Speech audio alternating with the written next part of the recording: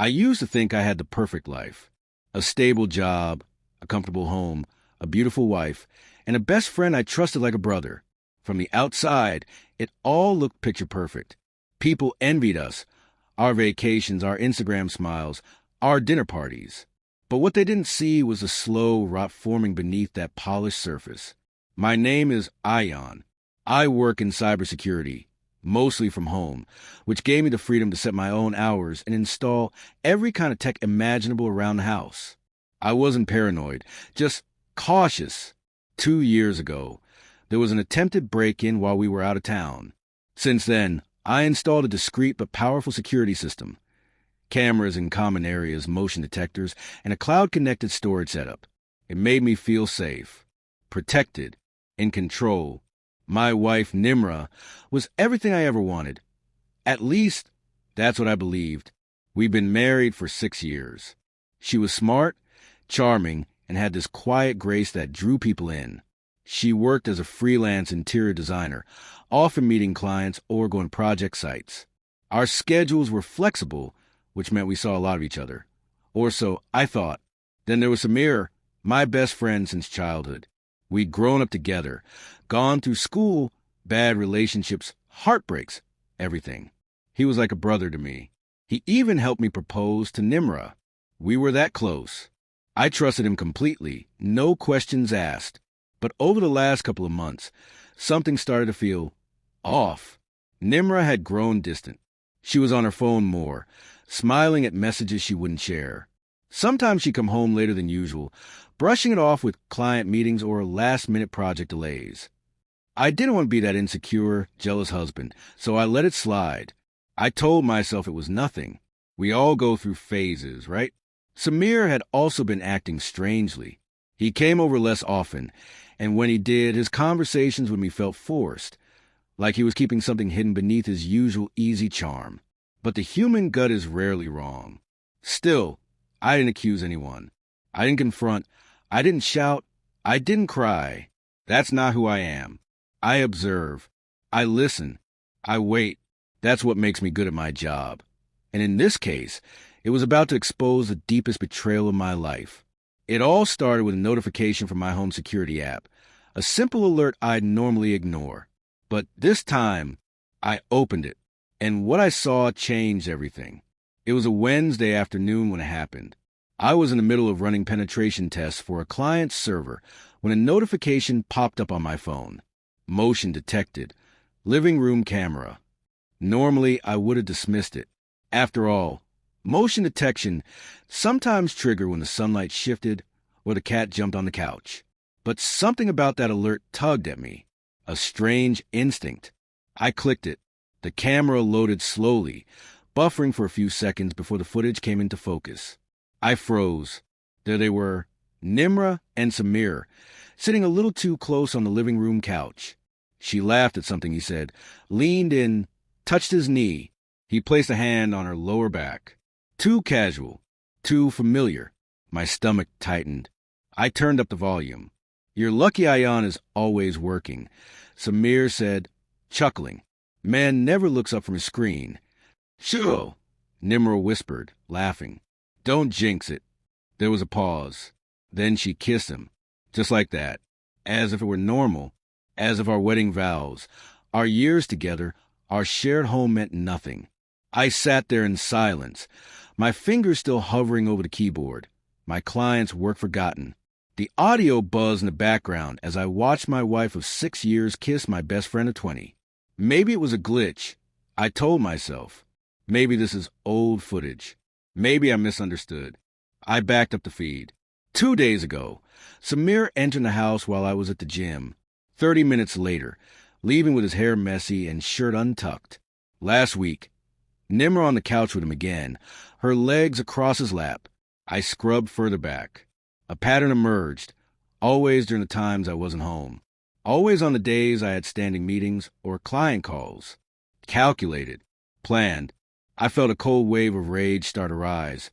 But I didn't let it show. Not on my face, not in my actions. Instead, I took a deep breath and hit download. Saved the clips to a secure folder. Created backups. Password protected the archive. Then I closed the app, leaned back in my chair, and stared at the ceiling. They thought they were safe. They thought I'd never know. But the thing she forgot, was that I built the very system that was watching them. She didn't know the security camera was recording. I did. And now it was my move. Sleep became a stranger that week. I lay in bed next to her, staring at the ceiling while she drifted off peacefully, not knowing I'd seen everything. Her breathing was calm. Mine was not. Inside me, something cold and sharp had started to grow, not just pain, but precision. I wasn't going to confront her yet. I needed more. I became obsessed. Every night after she fell asleep, I slipped into my home office and watched hours of security footage. Every kiss, every whisper, every lie played out in high-definition clarity. I saw how Nimra looked at Samir with a softness I hadn't seen in months. I watched how they moved through the house like it was theirs. How Samir wore my T-shirt once. How Nimra laughed at his stupid jokes the way she used to laugh at mine. It wasn't just a one-time mistake. It wasn't a fling. It was a full-blown affair, and I had the receipts. Over the next few days, I installed 2 additional hidden cameras, one in our bedroom lamp and another in the hallway bookshelf. I also planted a small microphone behind the wall art near the living room. As an IT guy, these tools were easy to get and easier to hide. I began collecting more than just video. I recorded their conversations, private, disgusting little exchanges that confirmed every suspicion. They talked about me as if I were stupid. Samir even joked once, "Ayaan's probably writing code while we're writing our own story." They laughed. I didn't. The worst was a conversation 2 days later. "He's so predictable," Nimra said while sipping wine on the couch. "I can always tell when he's going to be out. He still texts me when he's leaving the office." Samir grinned. "Good. Makes it easier for me to come over." "I don't feel bad anymore," she added. "He's distant, obsessed with his work." That was when I stopped the playback. I sat there, eyes burning from the screen, fists clenched. Distant? I was working to support us, to build a future. Every birthday, every anniversary, I'd never missed a single one. She was the one pulling away. But of course, it was easier to blame me than face her own betrayal. At that moment, I realized something important. I didn't just want revenge. I wanted justice. But not the kind you get in court or through shouting matches. I wanted the kind that left scars. The kind you can't delete. The kind that plays on loop in your memory, like a security camera recording you never knew existed. I began organizing the files. I made a folder named Truth and sorted the footage by date. I added subtitles to some videos, cut clips into short, undeniable moments, pauses between kisses, their cruel jokes about me, her moans with his name. I added timestamps, edited out any ambiguity. There would be no gaslighting. No, it's not what it looks like. I created a secure cloud link, then downloaded everything onto a USB drive, a sleek, silver one I labeled with a red sticker, just in case. Then I created an anonymous email and drafted a message. Subject, something you should see. To Samir's girlfriend. Attachments. Video clip. He's not who you think he is. I didn't send it yet. I waited. Next, I drafted another email, this one to Nimra's parents. They were traditional people, strict, and still somewhat skeptical of me. Despite all I'd done for their daughter, they'd always put Nimra on a pedestal. Maybe they needed to see what their little angel had been up to. Subject, for your information, your daughter and my best friend. I hope you're proud. Again, I didn't send it yet. I wasn't done preparing. I wanted the perfect moment. That's when I had the idea, a trap, let them come together one last time, thinking I was out of the house, thinking they were safe. Let them do what they always did, and this time I would be watching live. And so I told Nimra I had a client meeting out of town on Saturday. She smiled sweetly and kissed my cheek, not knowing I saw right through her. I even texted Samir from my phone, a short, casual message. "Won't be around this weekend. Catch up next week?" He replied in minutes. "Sounds good, bro." I smiled. Checkmate was coming. That night, I set up a private live stream, password protected, and tested it from my laptop in the car. Everything worked perfectly. The cameras were online. The microphone was crystal clear. I wasn't angry anymore. I was calm, in control. I was done being the blind, loyal husband. Now I was the executioner. I woke up early Saturday morning, heart steady, movements mechanical. Nimra was still asleep, her hair sprawled across the pillow, completely unaware that her carefully constructed web of lies was about to collapse. I went through my routine like nothing was wrong, showered, made coffee, even kissed her forehead before heading out for my fake weekend work trip. "Text me when you get there," she murmured sleepily. "I will," I replied, with a smile that probably looked genuine. I was getting good at lying, too. I walked out of the house with a duffel bag slung over my shoulder, nothing but some clothes, my laptop, and a USB drive filled with the truth. Instead of driving to another city, I went 5 blocks away to an Airbnb I had rented under a fake name. It had high-speed internet and a perfect view of what I needed: my laptop, a monitor, and a live feed from the house. At exactly 9:30 a.m., I logged into the private dashboard of my home security system. Cameras were all working flawlessly. The new bedroom and hallway cams I'd installed were streaming crisp 1080p video, audio perfectly synced. Everything was ready. But I didn't want just to watch. I wanted others to watch, too. So I created a private website, hosted anonymously, and uploaded a teaser video to it. A 15-second silent montage of Nimra and Samir laughing, touching, kissing. No nudity, just enough to raise questions, enough to make people click. At the bottom of the screen was a countdown timer labeled. The truth will be revealed in 3 hours, 42 minutes, and 17 seconds. I shared the link anonymously in 3 WhatsApp groups. One for our mutual friends. 2, one that included Samir's girlfriend. 3, and one that had Nimra's extended family, her cousin, her best friend, even her uncle from Dubai who always asked when we were having kids. No explanation, just the link and the timer. I leaned back in the Airbnb chair and watched the viewer count slowly climb. People were curious. People love drama, especially when it's someone else's life falling apart. At 12:10 p.m., the living room motion sensor lit up. Samir had arrived. He walked in like he owned the place, wearing that same smug expression he always had when he thought he was being clever. Nimra greeted him at the door, dressed in one of her silk robes. They kissed without hesitation. No guilt, no shame. They laughed as they walked past the hallway bookshelf, the one with the hidden camera behind her favorite art book. Then they collapsed onto the couch, drinking wine like it was just another casual afternoon. They didn't know they were being watched by over 60 people in real time. At 12:27 p.m., I triggered the next phase. I emailed the video link directly to Samir's girlfriend, Nimra's parents, my own email just for record, and a handful of friends who I knew would not stay silent. The subject line was the same for each. You deserve to know. The emails were sent. The live feed was rolling. I sat there, calm and quiet, as chaos slowly began to brew. Inside the house, Nimra and Samir were getting more comfortable. Their conversation turned intimate. Their hands wandered. I didn't flinch. Instead, I clicked on the next task, preparing a physical envelope containing the USB drive. I printed a label addressed to Nimra's father, sealed it, and scheduled a courier to pick it up the next morning. By 1 p.m., the website had over 200 viewers. Comments began flooding in. Is this real? That's Nimra? OMG, Samir? Bro, this is wild. I didn't respond to any of them. I just watched. She thought I was far away, clueless and buried in work.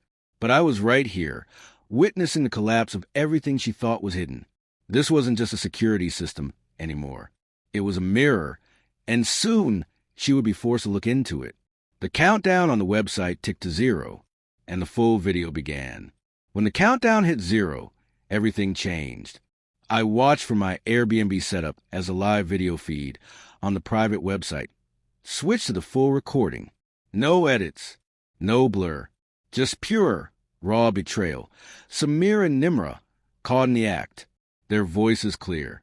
their expressions unmistakable. And the world was watching. The comments exploded. I can't believe this is real. He set them up. This is genius. This is your wife? Justice served. Within 5 minutes, the viewer count had tripled. People were screen recording, sharing links, sending it to others. It had become a digital wildfire. At 1:17 p.m., I saw Nimra glance at her phone. Her smile faded. She stared at the screen, blinking rapidly. What's wrong? Samir asked, brushing her hair behind her ear. She didn't answer. Instead, she slowly sat up, then stood, robe falling back into place. Her hands were shaking. Oh my God, she muttered. Oh my God, Ayaan. Samir frowned. What? She shoved the phone in his face. He stared for a moment, his face draining of color. No. This has to be fake, he said, but even his voice sounded weak. This has to be old footage. How would anyone get this? It's happening right now, Samir. Nimra snapped. This is live. Samir stood up, looking around the living room like he could somehow spot the lens. You said he doesn't watch the cameras. I thought he didn't. He never mentioned anything. Then it clicked. The panic set in. The realization that their entire relationship, built on lies and secrecy, had just been broadcast to the world. My phone buzzed. A message from one of our mutual friends. Is this a joke, bro? Are you okay? Another from Nimra's cousin. She's trending on Twitter. Someone posted the video. Trending. Exactly what I wanted. Back in the house. Samir was pacing like a caged animal. We need to talk to Ayaan. We need to explain. We can fix this. Nimra was crying now. Not the kind of tears that come from guilt, but the kind that come when you realize your perfect little world just got burned to ash. That was my cue. I packed up my things, grabbed the second USB drive, and headed back to the house. I didn't rush. I wanted them to stew in the silence. In the fallout, I arrived at 2:02 p.m. Samir's car was still parked in my driveway, his window slightly cracked open. I walked past it and up the steps like I owned the place, which, unlike them, I actually did. I unlocked the door. They were sitting apart now. Nimra stood as soon as she saw me, eyes wide and puffy. Ayaan, please. I raised a hand. Sit. She sat. Samir opened his mouth to speak, but I cut him off. You know what the worst part is? I said, calm and level. It's not the cheating. It's not the lies. It's that I trusted you both with everything. My life, my home, my heart. They were silent. I pulled the USB drive from my pocket and placed it on the coffee table. That's for the lawyers, I said. And in case you're wondering, yes, my lawyer already has a copy too. Please, Ayaan, Nimra whispered. I don't know what happened. It just started and then... I laughed once, dry and humorless. It just started? What is this, a Netflix series? Samir stood. Look, man, I messed up, okay? I didn't mean for it to go this far. You didn't mean to screw my wife or my house? I snapped. Save it. You were just as calculated as she was. You both played your parts. You just didn't think the cameras were still rolling. Samir looked at the floor. He had no defense. Nimra tried again. Can we please just talk? In private? No, I said. There's nothing left to say. I pulled out a second envelope. Divorce papers, signed and ready.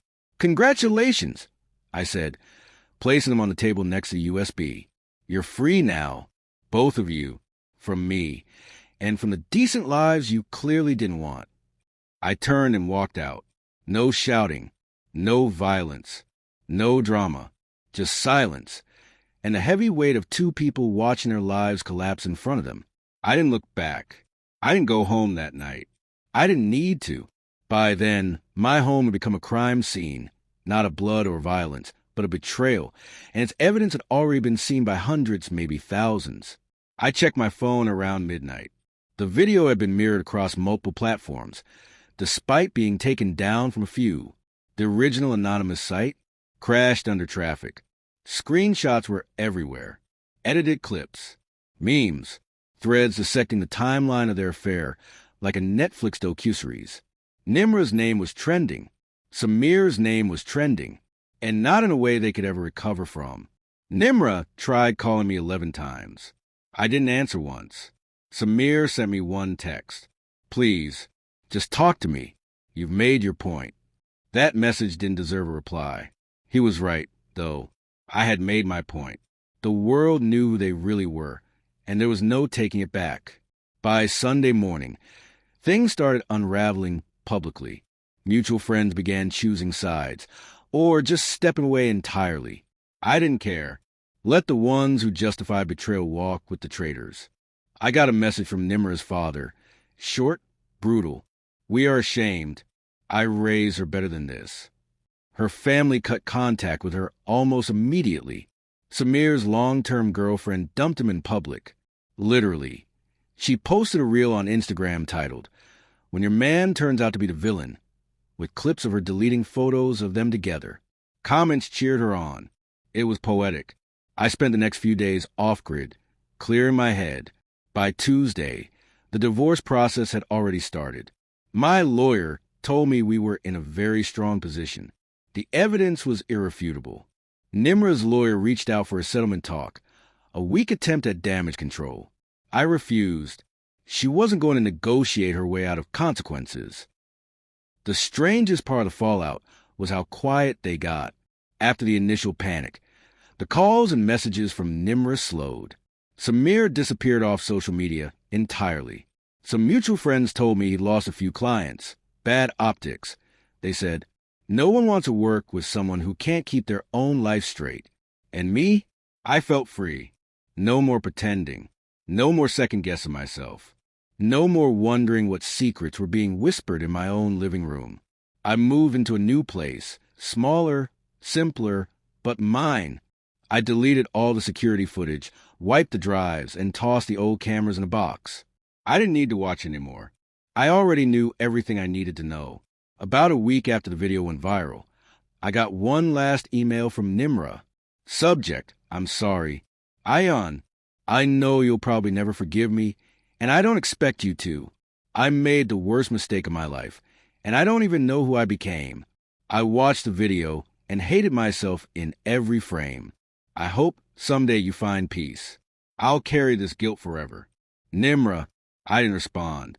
Her guilt wasn't my responsibility anymore. That night, I stood on the balcony of my new apartment, drink in hand, watching the city lights blink like pixels in a broken game.